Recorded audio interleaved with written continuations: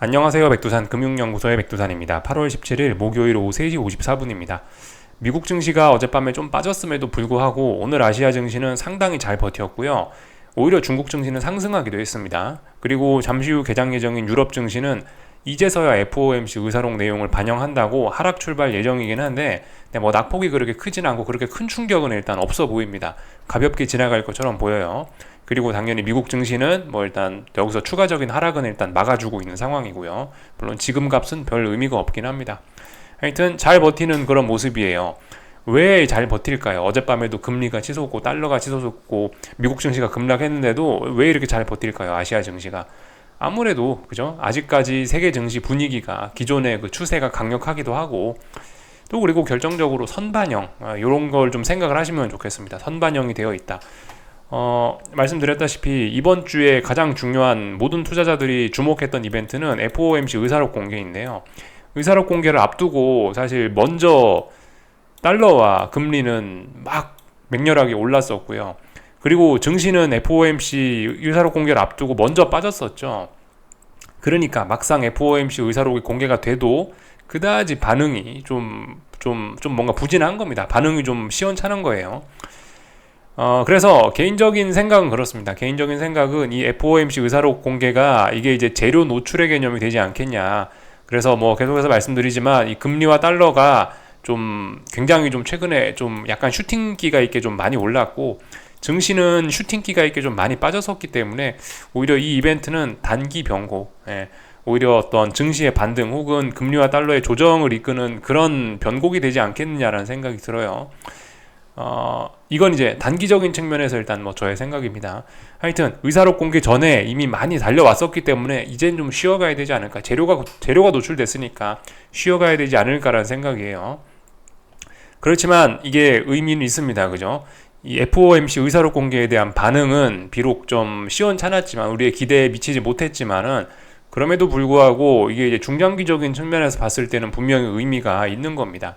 이 의사록 공개로 인해서 어떤 일들이 있었나요? 예를 들면 그 금리와 달러가 의미 있는 저항을 돌파한 차에서 지금 위에서 버티고 있잖아요. 근데 이 저항이 어떤 자리냐? 어떤 뭐 역사적인 뭐 정고점, 역사적인 고점 이런 걸 넘어가는 자리이기 때문에 이건 어떤 중장기적인 추세의 강화, 중장기적인 상승 추세의 뭐 재시작 이런 거를 의미하기 때문에 이거는 분명히 중장기적인 기술적인 의미가 있는 거죠. 단기적으로는 이게 이제 쉬어가는 뭐 그런 이벤트가 될지 모르겠지만 중장기적으로 봤을 때는 어떤 기존 추세의 강화를 시작하는 그런 어떤 뭐 새로운 시세의 시작에 그런 의미가 있을 수 있다라는 거죠. 그렇기 때문에 중요하다라 말씀드리는 거죠.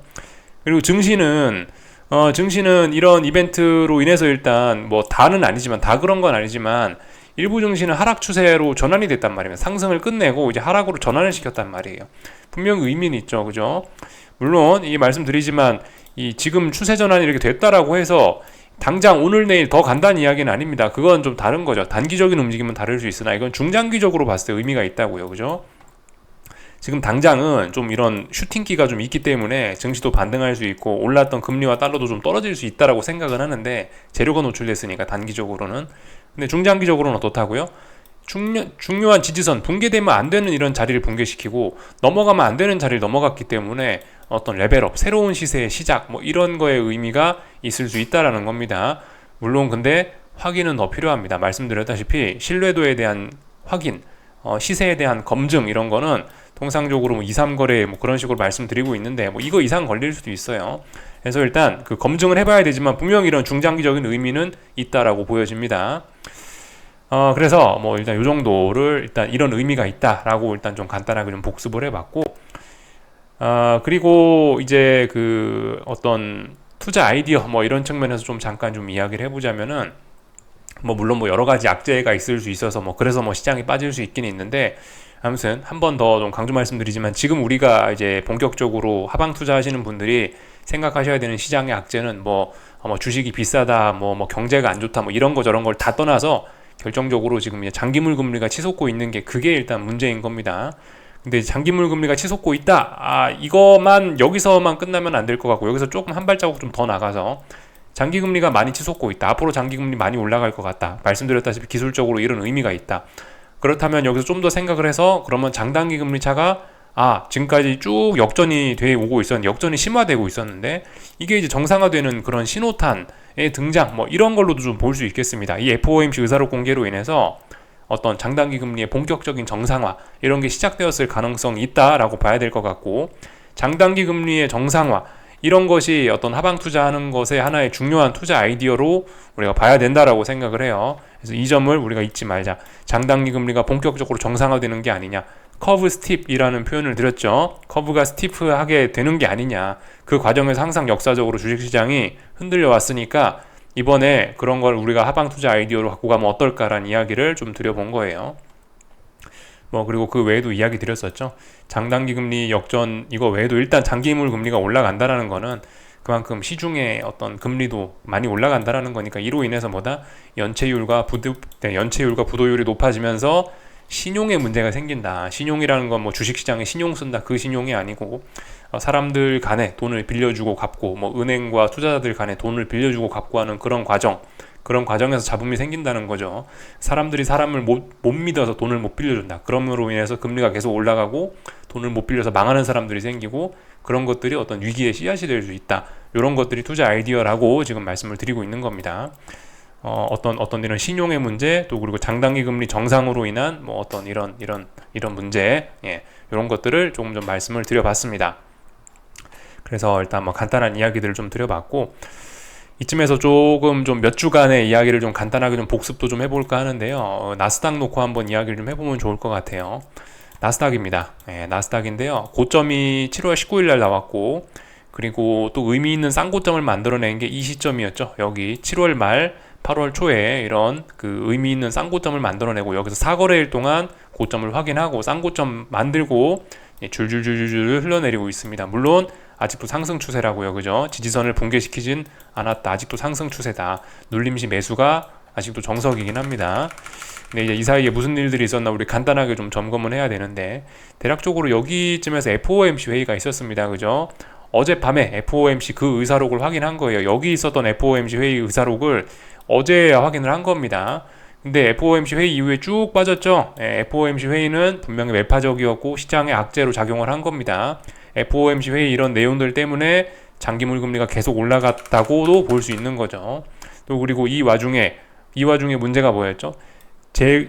재무부의 대규모 채권 발행이 계속해서 줄줄이 이어졌습니다. 그게 미국 정부의 신용등급 강등을 불러왔고, 또 그리고 그러면서 신용등급 강등되면서 더욱더 금리는 올라왔고요. 그렇게 금리가 올라가면서 은행들의 또 문제가 또 생기나 싶어서 이 신용평가사들에서 미국 지역은행들의 신용등급을 대규모로 강등했던 적이 있고요. 그리고 이 와중에 앞으로 JP모건 니네도 안심하지 마라. JP모건도 신용등급 강등될 수 있다라는 그런 이야기들도 나왔고요. 그런 이야기들이 전반적으로 다 금리를 올라가는데 한몫을 하게 했습니다. 그리고 무슨 일들이 있었나요? 예를 들면 그 사이에도 계속해서 미국의 경제 지표들이 굉장히 좋게 나왔죠.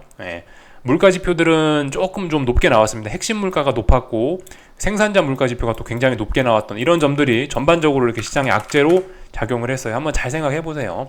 어느 순간부터 전부 다 악재만 나왔습니다. 우리 이 순간에 이때 악재가 있었나요? 이때 악재 없었어요. 그죠? 그래서 아무튼 이렇게 이때까지만 해도 분위기 너무 좋았는데 이렇게 분위기가 전환되는 게 한순간이다 싶습니다. 그러니까 이런 거를 통해서 좀 우리가 좀 느꼈으면 좋겠는 게 뭐냐면은, 하여튼 이미 이렇게 뭔가 이렇게 좀 변동성이 슬슬 이미 확대되고 있는데, 차분할 때 이 뭔가 하방 진입 이런 거는 차분할 때 하는 게 좀 속 편한 것 같다. 또 그리고 남들이 모두 아니라고 할 때 하는 게 좀 적중률이 그런 게 좀 확실히 좀 더 도움이 되는 것 같긴 해요. 모두가 이미 하락이라고 이야기한 다음에 하면은 조금 진입도 좀 어렵고 좀 그런 게 있다. 하여튼 좀 남들이 사실 어떠한 악재도 없을 때, 어떠한 악재도 안 보일 때, 그때 시장은 이미 그렇게 고점을 낮추기 시작했다라는 거, 이런 거 좀 생각해 보셨으면 좋겠습니다. 그만큼 하여튼 기술적인 이런 분석 좀 자세히 보는 게 좀 중요한 거예요. 미묘하게 결과적으로 이때 30분 봉 켜놓고 여러분들하고 봤는데 15,900 계속해서 못 넘어가니까 여기가 의미 있는 고점이 되면서 이렇게 미끄러져 내려가고 있습니다. 하여튼 물론 언제 진입해도 하방 진입은 어렵긴 합니다만은, 하여튼 그때 당시 상황이 이랬다. 그때 당시 이렇게 잘 될 거라고는 생각조차 하지 못했죠. 그죠? 이런 악재들이 줄줄이 나올 거라고는 생각도 못했죠. 이때 당시 분위기는 미국 경제 너무 좋다, 골디락스다 이런 이야기가 나오던 때였으니까 잘 생각을 해봐야 됩니다. 그렇게 좋은 이야기가 나올 때 하방 진입하는 게 맞긴 맞다. 투자라는 게 그렇다. 막상 안 좋은 이야기가 나오면 그때쯤 또 주식을 사야 된다. 좀 이런 역발상 중요하다라는 이야기를 좀 드리고 싶습니다. 하여튼 근데 아직도 말씀드렸다시피 하락으로 전환된 거는 아닙니다. 그죠? 이 정도 좀 말씀드리면 될 것 같고, 이제 하여튼 그래서 중요한 이벤트는 다 끝났어요. 중요한 이벤트, 이번 주에 중요한 이벤트는 이제 다 끝났고, 이제 앞으로 이제 우리가 좀 생각을 해봐야 될 만한 이벤트는 이제 다음 주에 있는 이벤트들 몇 가지 좀 생각을 하면 되는데, 다음 주에 잭슨홀 미팅이 있다 그러더라고요. 잭슨홀 미팅이 8월 24일인가 있다라고 합니다. 잭슨홀 미팅이 이제 사실상 뭐 8월 FOMC다라고 생각하시면 됩니다. 잭슨홀 미팅 요게 좀 다음 주에 예정된 중요한 이벤트고, 또 그리고 다음 주에 또다시 이번 주는 조용했는데 다음 주에 재무부의 장기물 채권 발행이 이렇게 좀 예정이 되어 있습니다. 20년물, 뭐 30년물, 뭐 2년물 이런 것들이 이렇게 줄줄이 발행 예정입니다. 이런 것들 좀 잘 보시면 좋을 것 같아요. 마침 날짜도 잭슨홀 미팅 근처로 이렇게 딱딱딱 잡혀 있습니다. 물론 단기물들은 계속해서 이렇게 발행이 진행되고 있고요. 그래서 일단 이런 내용 정도, 이런 것들이 다음 주에 중요한 이벤트다라고 일단 좀 알아놓고 가면 좋을 것 같고요. 하여튼 재무부 채권 발행 이거 그죠? 네, 계속해서 문제입니다. 그리고 이게 지금 문제가 좀 심각한 게 예전에는 뭐 일본도 그렇고 중국도 그렇고 뭐 러시아도 그렇고 다양한 나라들이 미국 정부의 채권을 사줬는데, 지금은 사실 그죠? 뭐 여러 가지 이유들로 인해서 뭐 정치적인 이유, 외교적인 이유, 뭐 다양한 이유들로 인해서 하여튼 이렇게 대규모로 채권을 발행해야 하고 있는데, 이 채권을 사줄 사람이 좀 없는 것도 하여튼 금리가 계속 치솟고 있는 중요한 문제라고 생각할 수가 있겠죠. 그런 것도 우리가 알고는 있어야 될 것 같습니다. 그래서 뭐 다음 주에 그런 일들이 있다, 이런 이야기 정도 좀 간단하게 드렸고요. 이번 주에 이번 주가 아니고 이제 오늘 있었던 일들 좀 간단하게 점검해 보겠습니다. 오늘 뭐 특별한 일은 없었고, 하여튼 중국에서는 오늘도 이제 계속해서 유동성 공급을 하고 있다라고 하더라고요. 뭐 제가 어서 이제 본 건데, 이 인민은행에서 어제 오늘 해서, 어제도 아마 그랬던 것 같고, 오늘 이제 1630억 위안의 단기 유동성을 공급을 했다라고 합니다. 그러니까 요즘 경제가 어려우니까 유동성을 계속해서 공급을 하고 있는 이런 거죠. 그죠? 아무튼 그런 것들 잘 생각을 해봐야 돼요. 어설픈 유동성 공급은 악영향만 나올 수도 있습니다. 어떤 측면에서? 예를 들면 지금 미국 금리는 올라가고 있는데 계속해서 중국이 어렵다고 저렇게 유동성을 공급을 해버리면 어떻게 되겠어요? 이게 환율이 안 좋겠죠? 환율에 악영향 미치고 그게 결국 주식시장에 악영향 미칠 수도 있는 겁니다. 이런 식으로. 이런 거는 사실 미국을 제외한 다른 나라들은 거의 다 이렇다라고 보시면 돼요. 한국도 마찬가지죠. 그죠? 예를 들어 한국도 경제가 어렵다. 근데 뭐 예를 들어 뭐 새마을금고가 뭐 망하고 무슨 뭐 은행들이 망해갖고 한국도 유동성을 공급해야 된다. 한국이 유동성 공급하는 건 환율 박살나는 요인이죠. 환율 박살나면 또 아무튼 이래저래 한국에 또 안 좋은 영향이 또 미치겠죠. 그죠? 그러니까 이런 미국을 제외한 다른 나라들이 유동성을 공급할 때 나타나는 어떤 기축통화국, 뭐 미국이나 뭐 유로존이나 아니면 일본 이런 나라들을 제외한 다른 나라들이 유동성을 공급할 때, 특히 위급할 때 유동성을 공급할 때 생기는 문제가 이런 것들이 있습니다. 오히려 이런 유동성 공급이 이렇게 분위기가 안 좋을 때는 오히려 시장에 더 안 좋은 영향을 미칠 수도 있다. 이런 식으로 일단 생각하는 게 좋겠습니다. 이런 건 그냥 이제 상식적으로 그냥 하는 이야기인 거고요. 아무튼 오늘 근데 이제 증시는 올랐어요. 말씀드렸다시피 이미 여러 가지 악재들이 나왔고 이미 미리 빠지고 있었고 그랬기 때문에 제 생각에 오늘은 그냥 이제 올라간 것 같습니다. 하여튼 선반영 개념 이런 걸 좀 생각하셔야 되겠고요. 오늘 아시아 증시는 쉽게 말해 작은 투매 정도를 봤다라고 생각하시면 되겠습니다. 이게 엄청난 그런 충격적인 투매가 그런 게 아니고 그냥 가벼운 투매가 일시적으로 나왔구나, 이렇게 좀 보시면 좋을 것 같아요. 오늘 아시아장에서 가벼운 투매가 나왔던 거는 왜 그렇겠습니까? 계속해서 금리가 올랐었거든요. 오늘 이게 보통 아시아장 중엔 잘 안 움직이는 경향이 있는데, 오늘 한국 시장 움직이고 있는데, 그러니까 오늘 낮 시간에도 이렇게 금리가 계속해서 오르더라고요. 이런 것들이 부담이 됐겠죠. 그죠? 10년물 국채 금리가 그래서 4.3이 넘어갔습니다. 그래서 이제 레벨업을 다시 한번 검증을 하고 있는 이런 상황인데요. 이런 것 때문에 증시가 하락했다라고 생각하시면 되겠습니다.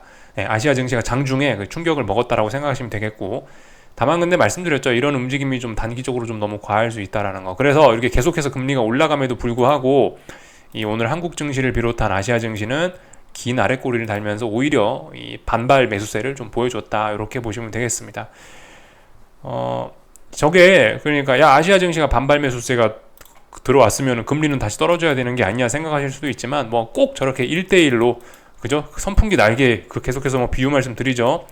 꼭 저 금리와 증시가 꼭 저렇게 뭐 모터에 붙어서 움직이는 것처럼 그렇게 움직이라는 법은 없기 때문에 하여튼 오늘 밤에 이제 잘 보면 됩니다. 오늘 밤에 뭐 약간 뭐 금리가 더 오르더라도 뭐 증시는 뭐 조금씩 반등할 수 있고 뭐 그런 거죠. 그죠? 하여튼 그런 식으로 좀 보시면 될 것 같고 하여튼 그래서 아시아 증시가 오늘 장중에 작은 투매 나왔다. 작은 투매라도 어쨌든 이런 이 단기적으로나마 어쨌든 투매는 투매이기 때문에 좀 하락 에너지가 좀 소진되었을 가능성이 있습니다. 그래서 어느 정도 이제 좀 반등을 좀 기대하는 게 맞지 않겠나 싶습니다. 여기서 반등 안 하고 그냥 이제 그냥 계속 이제 줄줄이 하락할 가능성도 있긴 있는데요. 근데 이제 그렇게 되면 사실상 이제 뭐 제가 생각하는 여러분들이 생각하는 추세적인 그런 큰 하락은 없어질 가능성이 많다라고 생각합니다. 이쯤 됐으면 적당히 반등해주면서 이제 좀 어떤 하락 에너지를 다시 소진하고 그리고 나서 또 빠지든가 해야 이제 뭐 추세적으로 빠지든가 말든지 하는 거지. 여기서 줄줄이 물론 대폭락 할 수도 있어요. 내일도 빠지고 모레도 빠지고 마치 그 저 2020년 코로나 때처럼 그때처럼 빠질 수도 있는데 근데 그런 가능성은 일단 낮다. 그렇게 빠지려면 이슈가 있어야 되겠죠. 당장 오늘 밤에 뭐 어떤 은행이 망했다든가 뭐 그게 뭐 큰 일을 그게 연쇄적으로 뭐가 일이 커지고 그래야 이제 대폭락이 날 수 있겠죠. 그런 일 없으면 특별한 이슈 없으면 웬만하면 이제 반등하거나 뭐 반등 시도하는 게 자연스러운 때라고 봅니다. 이제 어떤 반등이 나오는는 봐야죠. 이제 그죠? 여기서 뭐 어떤 적당히 뭐 기간 조정 그잖아요. 기간 조정 이런 식으로 여기서 못 올라오고 옆으로 버티다가 죽는 독일 증시처럼 그런 모습을 좀 보일 수도 있는 거고. 독일 증시 이거 말씀드리는 겁니다. 이렇게 빠졌는데 반등이 없어요. 반등 다운 반등 없고 여기서 이러다가 또 죽는 거예요. 이러다 또 죽을 수도 있는 거고 아니면 지난번에 많이 빠졌기 때문에 탄력적인 반등을 뭐 실제로 만들어낼 수도 있는 거고 이거 어떻게 될지 모르는데 일단 하여튼 이 FOMC까지 해서 재료 노출까지 다 됐기 때문에 단기적인 하락은 뭐 사실상 여기쯤에서 1달락이 아니냐 싶습니다. 개인적으로는요. 그래서 말씀드리다시피 하방 추격은 안 된다. 하방 추격은 안 되고 그렇다고 여기서 반등에 베팅하냐 그것도 안 된다. 반등이 올라오고 나면 반등 올라왔네. 근데 지난번에 중요한 지지선 붕괴시켰으니까 반등시 매도 전략 해야겠네. 이 정도 생각하시면 되는 거지. 반등에 베팅하지 말자. 여기서 추격도 하지 말자. 언젠가 뭐 반등이 올라오면 이제 올라왔을 때 이제 반등시 매도 전략은 해보자. 이 정도 생각하시면서 가볍게 보시면 좋을 것 같습니다. 그래서 하여튼 뭐 이것저것 보다가 이야기가 좀 옆으로 샜는데 아시아 장중에 금리가 많이 올라서 아시아가 장중에 많이 빠지다가 어쨌든 근데 뭐 단기낙폭 과대 이런 걸로 반등했다. 이런 거 좀 볼 수가 있겠고 하여튼 하나씩 보자면요. 유럽 증시, 독일 증시인데요. 뭐 시작부터 일단 강력한 매도세 등장해서 시작을 했고 전일 저점 붕괴시키면서 출발했기 때문에 일단은 저점 낮추면서 좀 더 빠질 가능성이 있겠죠. 그죠? 말씀드렸다시피 목표치는 직전 저점 여기까지 열려 있는 겁니다. 이 자리가 붕괴가 돼야 이제 하락 추세 전환이다. 이렇게 볼 수가 있겠고요. 시차 때문에 유럽 증시 문 닫자마자 FOMC 의사록 공개됐기 때문에 지금에서야 그걸 반영하는 겁니다. 그래서 특별한 거 뭐 없고요. 왜 빠지느냐 뭐 그런 게 아니고 중국 증시는 보시다시피 일단 반등을 했습니다. 근데 저점이 낮아졌으니까 요렇게 쌍바닥이나 다중바닥형 만들고 싶은 게 아니고 더 빠질 모양이구나. 일단 요렇게 N자로 해서 하락이 더 진행될 생각이 있구나. 이렇게 봐주시면 될 것 같습니다. 하락이 더 진행될 생각이 있구나. 다만 단기낙폭 과대 이런 게 있고 오늘 양봉으로 달고 올라왔기 때문에 일단은 여기서 2, 3거래일 정도 어떤 지지력을 만들어낸 건 있고 그렇기 때문에 일단 추가로 일단 반등은 좀 단기적으로 좀 생각할 수 있긴 있습니다. 오늘 저점을 낮췄다는 이게 일단 중장기적으로 봤을 땐 좀 중요한 신호일 수 있다라는 거예요. 그리고 그 일본 증시도 뭐 보시자면은 이런 모습이죠. 일본 증시도 뭐 보시다시피 그 중요한 자리 여기였는데 중요한 자리 붕괴시켰고요. 그러니까 하락 추세 됐죠. 저점과 저점 낮아지고 고점과 고점 낮아지고 있고 뭐 그런 상황입니다. 그래서 일단 하락으로 전환돼서 얘도 굳히기 잘 들어가고 있습니다. 근데 뭐 말씀드렸다시피 이런 자리 붕괴된 게 지금 붕괴되면서 강력한 힘을 썼기 때문에 얘도 어느 정도 진짜 붕괴가 된 게 맞는지 좀 검증은 필요합니다. 또 그리고 재료 나왔잖아요. FOMC 의사록이란 재료가 나왔고, 말씀드렸다시피 다음 주에 잭슨홀 미팅이 이런 게 있기 때문에 또 다시 뭔가 시장은 믿고 기댈 만한 언덕이 하나 생긴 겁니다. 그래서 일단 하여튼 전반적으로 다들 단기랑 폭이 좀 과한 그런 상황까지 온 거죠. 전반적으로는 금융시장이 다 좀 슈팅성 그런 영역까지 들어온 겁니다.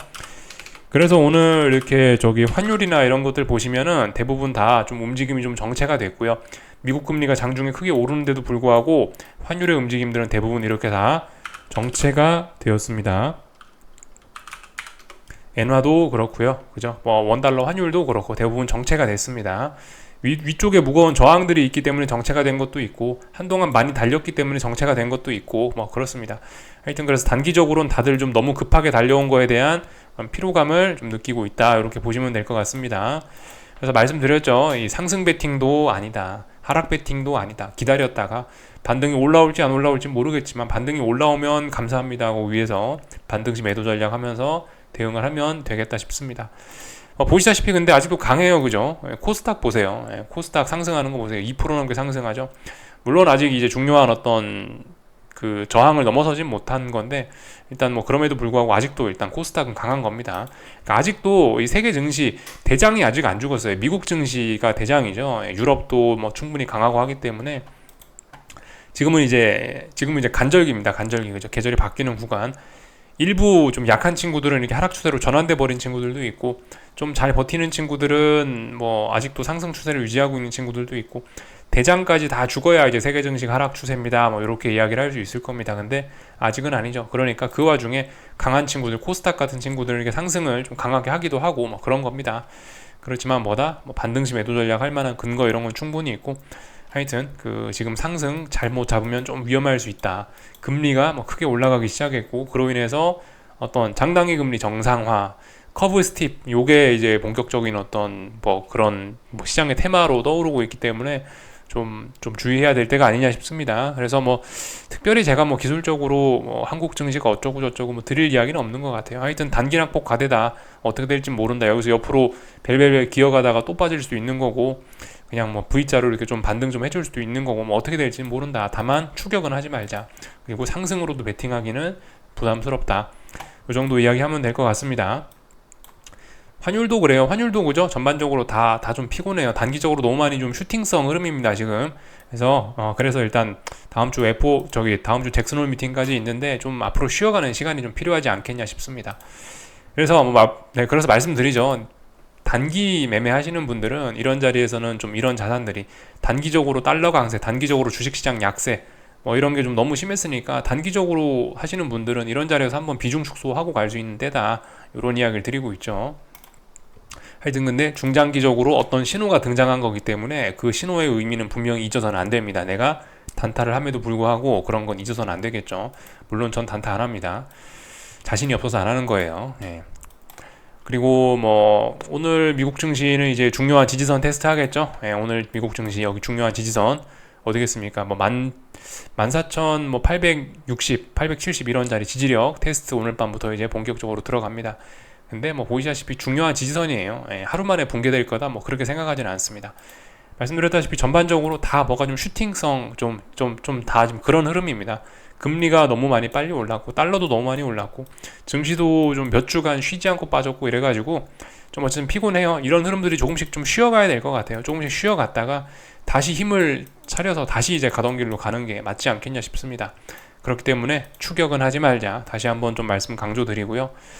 아마 오늘 지금 이렇게 환율 오르고 지금 금리 오르고 있는 거 있잖아요. 이것도 아마 미국 증시 본장 개장하면 아마 좀 되돌릴 가능성이 좀 높을 거라 봅니다. 예. 개인적으로 그래요. 오늘 아시아 증시 반등하는 그러니까 주식시장이 가장 민감하잖아요. 근데 가장 민감한 특히 아시아 증시 코스피 이런 게 장중에 아래꼬리 길게 달리고 이렇게 올라오는 꼬라지를 봐서는 아마 오늘 밤에 이런 뭐 금리나 환율도, 금리나 달러도 조금 좀 고개를 숙이면서 이제 본격적으로 좀 쉬어가지 않을까라는 생각 정도 해봅니다. 뭐 저의 생각 말씀드린 거고요. 하여튼 뭐 그렇습니다. 여기까지 하겠습니다. 궁금한 거 리플 남겨주시고, 내일 아침에 뵙도록 하겠습니다. 여기서 마치겠습니다.